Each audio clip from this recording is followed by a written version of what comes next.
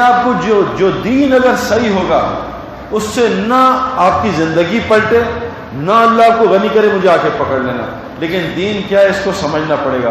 آج ہمارا دین ٹوٹ گیا میرے پیارے۔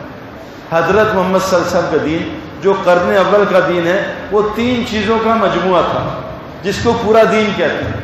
آج کرکٹ میں نا، کرکٹ بہت تیز ہو گئی ہے نا، تو آج صرف بیٹسمین کو ٹیم میں نہیں رکھتے، باہر نکال دیتے، کہا فیلڈر بھی ہونا چاہیے، تھوڑی دیر بالنگ بھی ہونی چاہیے۔ آج کل آل راؤنڈر جو ہے نا وہ سب سے زیادہ پیسے دیتے ہیں، اور دین کا آل راؤنڈر بھی سب سے بڑی جنت میں جائے گا۔ جنت تو انشاءاللہ سب کو ملے گی، لیکن ہماری کرکٹ میں جو آل راؤنڈر ہوتا ہے نا، جیسے عمران خان صاحب تھے، وسیم اکرم، بیٹنگ بھی، بالنگ بھی، فیلڈنگ بھی، آج کل بھی بہت سارے ایسے پلیئرز ہیں، بیٹنگ، بالنگ، فیلڈنگ، یہ 3 سب سے اونچی کیٹیگری میں ہوتے ہیں کرکٹ کی دنیا میں، ان کو سب سے زیادہ پیسے ملتے ہیں۔ ایسے جو 3 دین کے کام کریں گے جو اللہ کے نبی کو اللہ نے دیے، جو ابراہیم علیہ السلام نے دعا مانگی، یتلو علیہم آیاتی، دعوت بھی، تعلیم بھی، تزکیہ بھی، جو تینوں کام کریں گے، وَمَنْ أَحْسَنُ قَوْلًا مِّمَّنْ دَعَا إِلَى اللَّهِ، دعوت ہوگی، وَعَمَلَ صَالِحًا وَقَالَ إِنَّنِي مِنَ الْمُسْلِمِينَ، جو تینوں کام کرے گا اللہ اس کو جنت فردوس میں انبیاء اور صحابہ کے ساتھ ڈالے گا۔ ایک کام کرنے والے کا دین ناقص ہے بھائی، جو دعوت نہیں دے گا اس کا دین اس کے اندر تکبر لائے گا۔ اور یاد رکھنا، دعوت مسجد میں دینا سنت نہیں ہے۔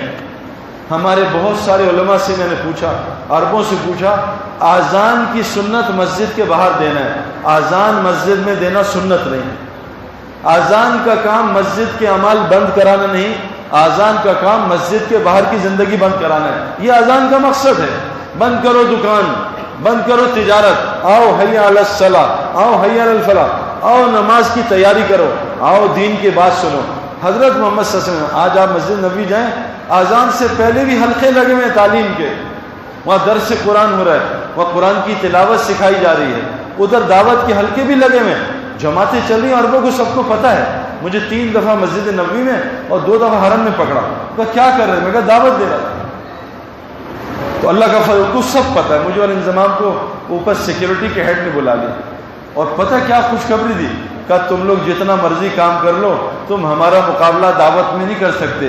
اس وقت اللہ کے فضل سے دنیا میں سب سے زیادہ خروج مدینے سے ہو رہا ہے، اللہ کا فضل ہے، کیونکہ یہ کام عربوں کا ہے۔ ہم لوگ، آپ علماء تو الگ کیٹیگری ہو نا، آپ تو خواص ہو، ہمارے بس کا نہیں ہے میرے خیال، ہم تو تھک جاتے ہیں، 8 گھنٹے واٹس ایپ میں نہیں تھکتے، ایک پارے میں تھک جاتے ہیں، فیس بک میں، واٹس ایپ میں۔ ابھی ہمیں نوٹ گنواؤ، 1 کروڑ روپے گناؤ، دیکھو کیسی آنکھ کھلتی ہے، ایک تسبیح پڑھوا دو، ایسی نیند آئی کہ سوچ بھی نہیں سکتے۔ T20 میچ دیکھتے ہیں لوگ جا کے ایسے جاگ کے، T20 میچ 4 گھنٹے کا ہوتا ہے، اور تراویح کتنی دیر کی ہوتی ہے؟ 1.5 گھنٹے، ساری تراویح میں ہم سو رہے ہوتے ہیں۔ تو T20 میچ میں دل لگتا ہے، تراویح میں ٹھوس ہو جاتا ہے۔ تو دین 3 چیزوں کو کہتے ہیں، اور اللہ کا قرآن میں وعدہ ہے کیا؟ ان الذین قالوا ربنا اللہ ثم استقاموا، کہ جس کے دین میں استقامت ہوگی، علماء فرماتے ہیں دین صحیح اس میں استقامت ہو، کہ جس دین میں استقامت نہیں وہ دین نہیں۔ اب میں کئی لوگوں سے پوچھتا ہوں، بھائی تم کام کیا کرتے ہو؟ میں کہا جی کپڑے کا کام کرتا ہوں، میں جوتے کا کام، میں گاڑی کا کام کرتا ہوں، میں تیل کا کام کرتا ہوں۔ لیکن بہت کم مسلمان ہیں جو کہتے ہیں میں یہ دعوت کا کام کرتا ہوں۔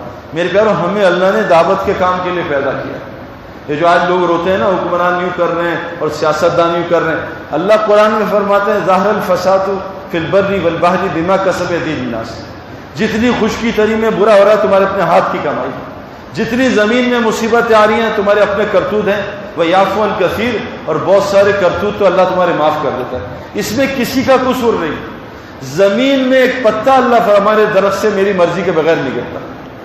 جب میری امت دعوت کے کام کو چھوڑے گی، اللہ ان پہ ظالم حکمران کو مسلط کرے گا، ان کی کسی دعا کو قبول نہیں کرے گا، دشمن کے خلاف ان کی کوئی مدد نہیں کرے گا، اور ان کو قرآن کی سمجھ سے محروم کر دے گا۔ آج میرے پیاروں، بڑے بڑے لوگوں کو قرآن سمجھ نہیں آ رہا، اور ان پڑھ جاہل بات سمجھ کے اللہ کے رستے میں نکل، اس سے ڈرے گا، اور ایمان نہیں ہوگا، بیوی بھی اس سے نہیں ڈرے گی۔ آج بیویاں ڈرتی ہیں شوہروں سے، تو ایسا ڈراتی ہیں۔ پہلے شوہر گھر میں آتے تھے نا تو بیوی کہتی بچو ابا آگے چپ، آج ابا کہتے ہیں اماں آ گئی ہیں ذرا چپ، اب شور نہ کرنا، سارا الٹا ہو گیا۔ جی ہاں، ابھی میں بھی حج میں فوجیوں میں بات کر گیا، وہ ناراض ہو گئے، میں نے کہا کیونکہ ہمارے بہت سارے کے بیویاں کنٹرول، ہم ان کے کنٹرول میں ہیں، یہ کیوں طاقت؟ ہم دوسروں کو کیا ڈرائے؟ ہمارے گھر میں نہیں ڈرتے۔ 20 سال کا بچہ باپ سے ڈرتا ہے، سچ بتاؤ؟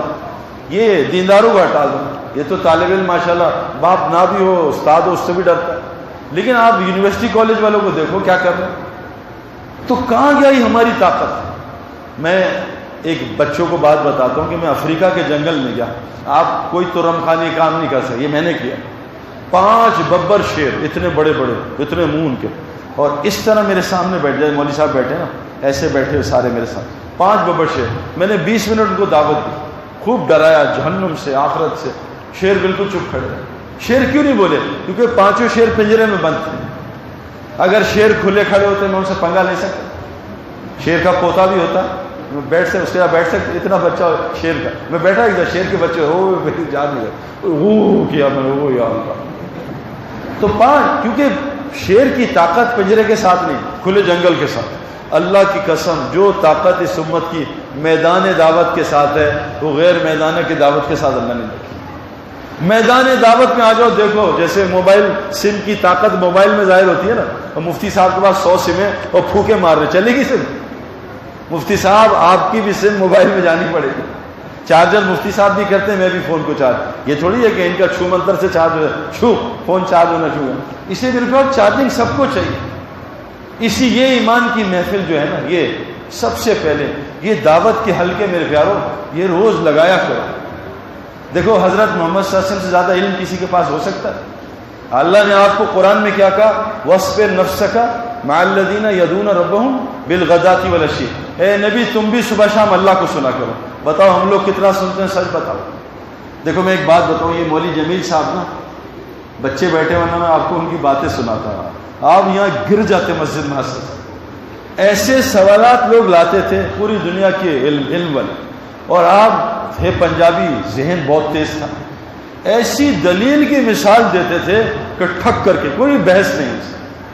میں نے مولوی جمیل کے صاحب حج پہ 40 دن لگائے، میں ان کا بہت فین تھا، میں دور سے، اتنی ملاقات نہیں، لیکن 40 دن اس آدمی کو میں نے دیکھا ہے۔ ایک تو کوئی پروٹوکول نہیں، عام بالکل مجمع میں بیٹھا، دین عمومیت کا نام ہے، خصوصیت کا نام ہے، عمومی عام لوگوں میں بیٹھا ہے نا۔ حضرت محمد صلی اللہ علیہ وسلم 2 میں نظر نہیں آتے تھے، حضرت کون ہے؟ آج حضرت سعید انور صاحب آتے ہیں 50، ہٹو بھائی حضرت صاحب آ رہے ہیں، حضرت صاحب آ رہے ہیں۔ حضرت محمد صلی اللہ علیہ وسلم 2 پتھر باندھتے تھے اور مجمع 1 پتھر، آپ پتھر زیادہ مانتے ہیں۔ آج مجمع کا پیٹ 40 انچ ہے اور حضرت کا پیٹ 7 انچ پہ گیا ہو، ایسا ہے؟ غلط کہہ رہے، الٹا نظام۔ حضرت کا کھانا مجمع سے سادہ ہونا چاہیے۔ میں حیران ہوں اس حدیث پہ کہ اللہ کے نبی صلی اللہ علیہ وسلم، صحیح حدیث سنا رہا ہوں، جس راستے پہ عمر ابوبکر چلے اس پہ چلنا۔ کیوں کہا؟ آگے کیوں نہیں کہا؟ حالانکہ آگے بھی سارے 1 نمبر لوگ تھے جنت فردوس کے، جس راستے پہ ابوبکر عمر چلنے اس پہ چلنا، اور جو عبداللہ بن مسعود کے اس کو لے لیں۔ حضرت عمر کے زمانے تک دسترخوان میں 2 سالن جمع نہیں ہوئے، حضرت عمر کے زمانے تک دسترخوان میں 2 سالن جمع نہیں ہوئے، اور میں دیکھتا ہوں دیندار جو بن گئے نا، جو سمجھتے ہیں دیندار، 8-10 سالن سے کم نہیں ہوتا کھانا۔ میں ایک جگہ بیٹھا، کچھ تبلیغی بزرگ بیٹھے، جو ایک تکے، بوٹیاں، کباب، نہاری، تو میں ان کا صحیح صاحب کھایا، میں کہا نہیں جی میں تو کھا نہ میں کھاؤں گا۔ تو انہوں نے کہا جی یہ اچھا کہا، صحیح صاحب آپ نے آپ کو بڑا فٹ رکھا ہوا ہے، آپ کیا کرتے ہیں؟ میں کہا جو میں کرتا ہوں آپ نہیں کر سکتے۔ کہا کیا؟ میں کہا ایک تو میں دن میں مشکل سے 2 دفعہ کھانا کھاتا ہوں اور 1 سالن کھاتا ہوں چاہے بوفے لگا، آپ یہ کہیں آپ نے 8 کھانا۔ وہ کہا کوئی گولی تو ہوگی جو سیٹ کر دے۔ میں کہا ایک گولی ہے بندوق کی، یہاں کھا لو سب سیٹ ہو جائے، ادھر کھا لو بس بندوق کی صحیح گولی، ورنہ ان کھانوں کے ساتھ آدمی پیٹ کو پتلا نہیں رکھ سکتا۔ ہمارے پاس کوئی دلیل نہیں ہے کہ حضرت محمد صلی اللہ علیہ وسلم نے 2 سالن جمع کیوں بھائی؟ 2 سالن، لوگ کہتے ہیں نا دودھ کے ساتھ مچھلی نہ کھاؤ پھل بیری ہو جائے گی، اللہ کے نبی سے گوشت کے بعد بھی دودھ پینا ثابت نہیں۔ آپ نے سرکے کو الگ سالن بتایا، آپ نے عرفہ میں دودھ پیا، کچھ نہیں کھایا۔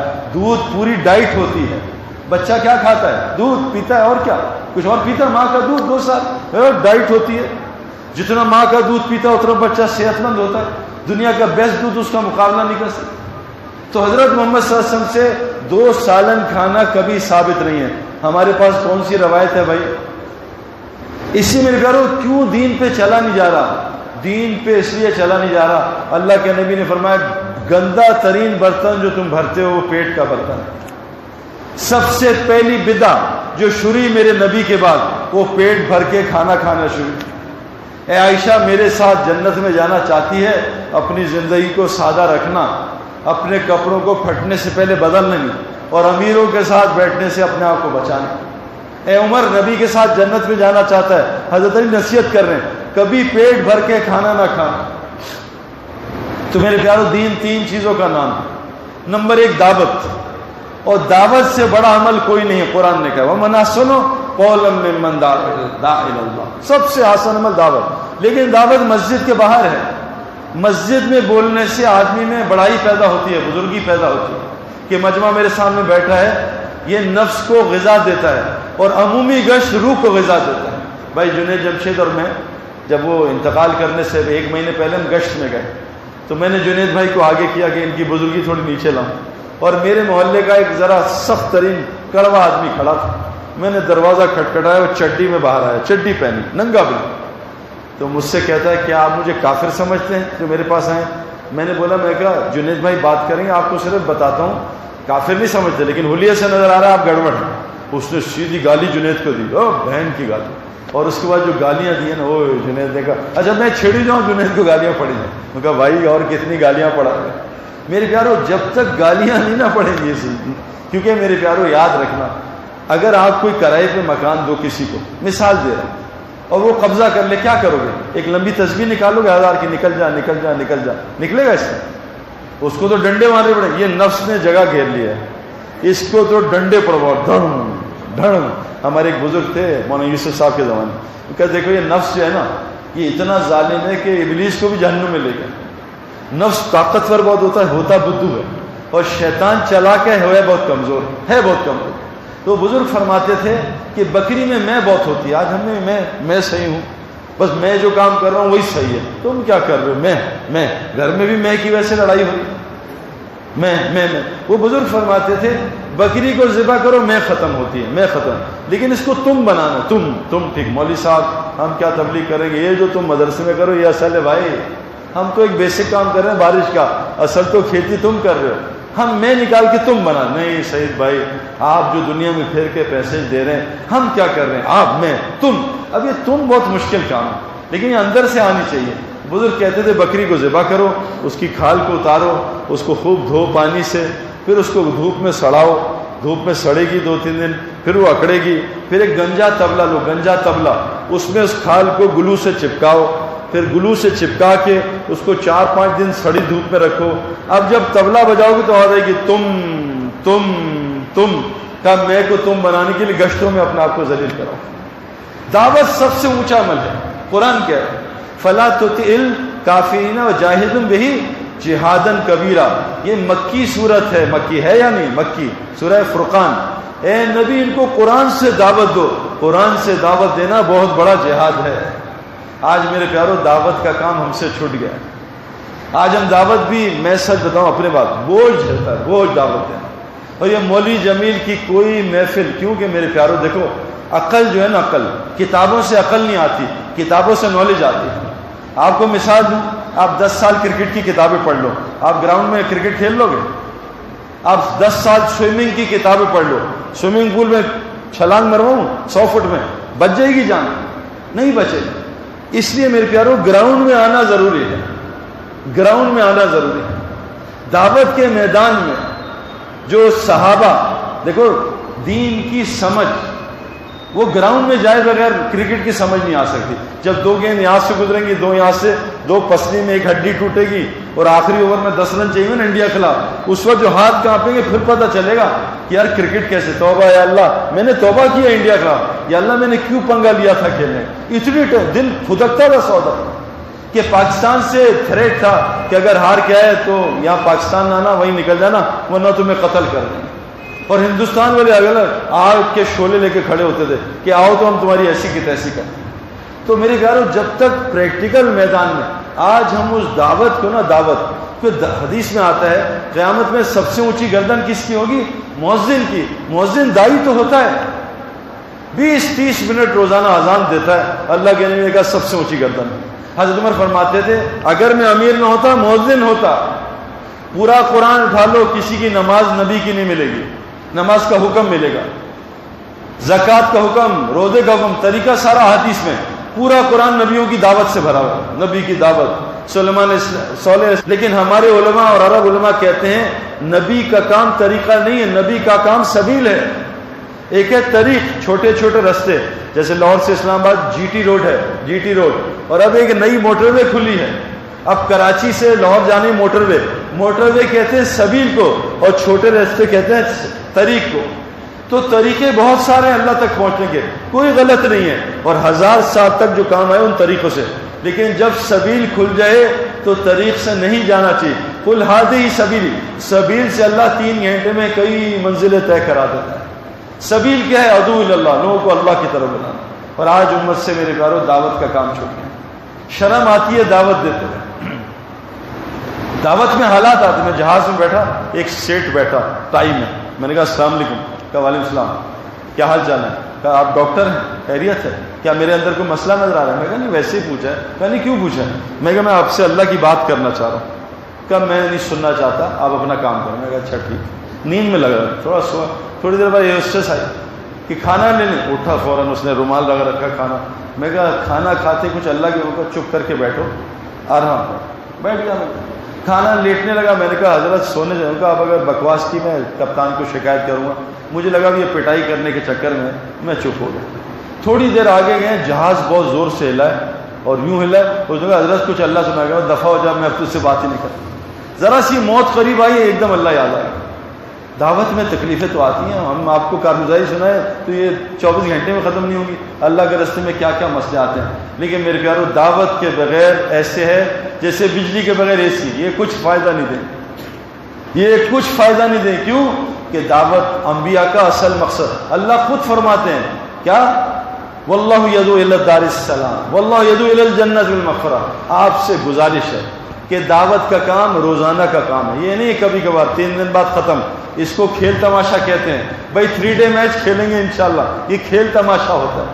بھائی 40 دن، یہ بھی کھیل تماشا ہے.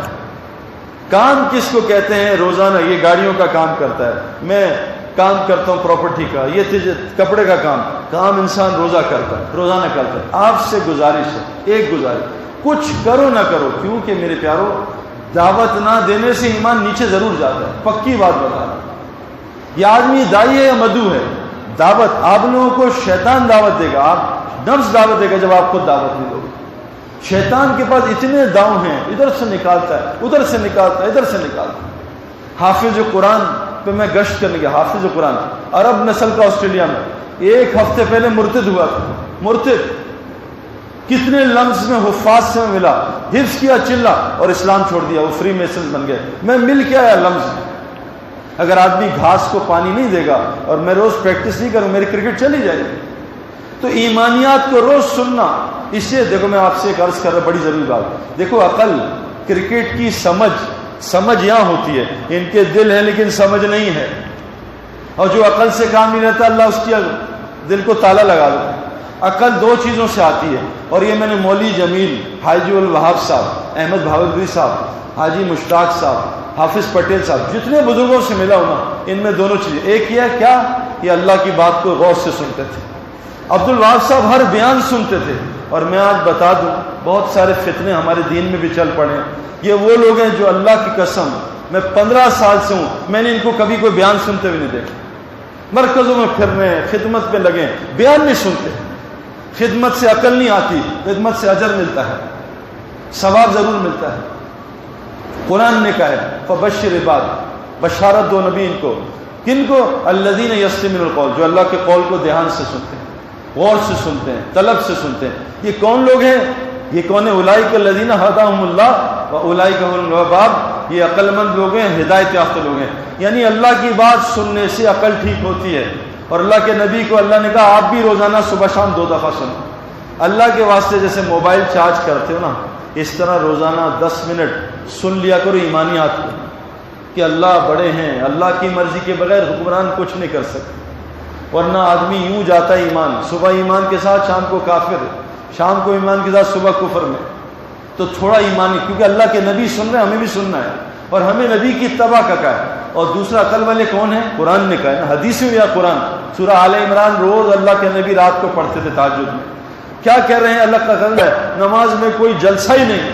یقین کرو ہم مسجد میں دیکھتے ہیں، اٹھا اور وہیں نیچے چلا گیا۔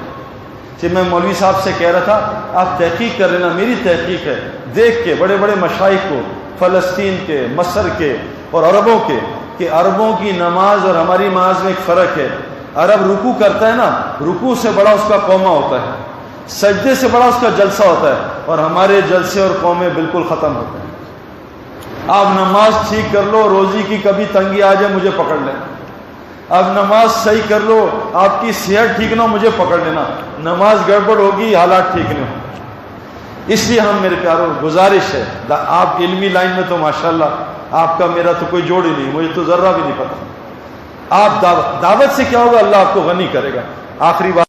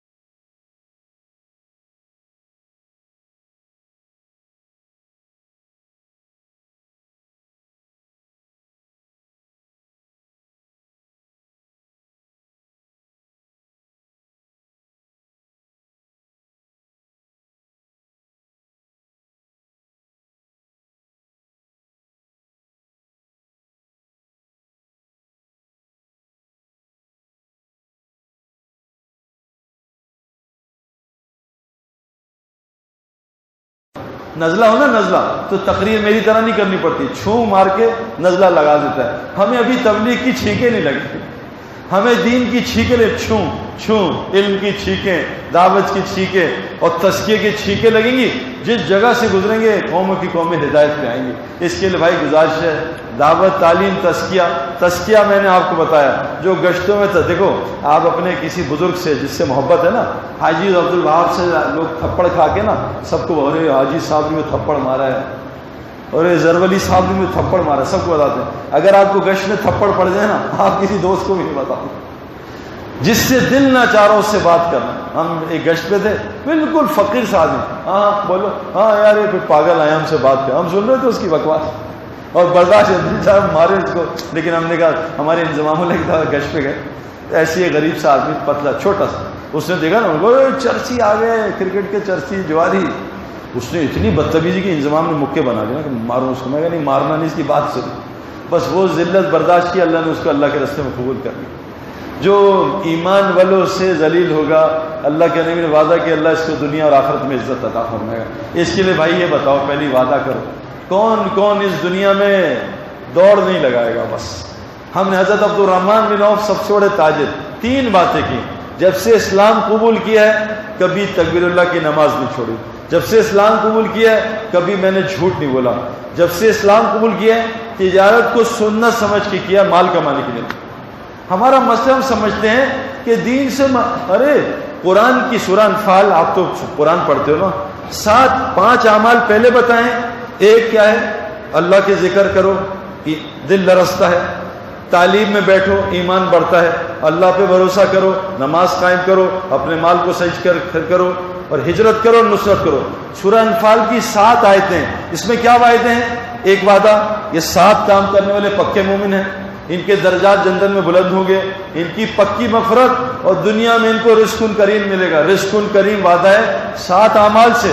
ہم ان اعمال کو چھوڑ کے بیٹھے، اللہ کے ذکر کی محفلوں سے رزق ملتا ہے بھائی، یہ مولوی یوسف صاحب فرماتے تھے، اس نیت سے بیٹھو۔ قرآن کہتا ہے اذا ذکر اللہ وجلت قلوبہم واذا تلیت علیہم آیات زادہم ایمانا، تعلیم کے حلقے سے رزق ملتا ہے۔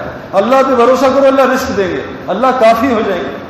نماز صحیح کرو، رزق ملے گا، اور مال کو صحیح خرچ کرو، رزق اور ملے گا، اور ہجرت میں رزق ہے، اور نصرت میں رزق ہے۔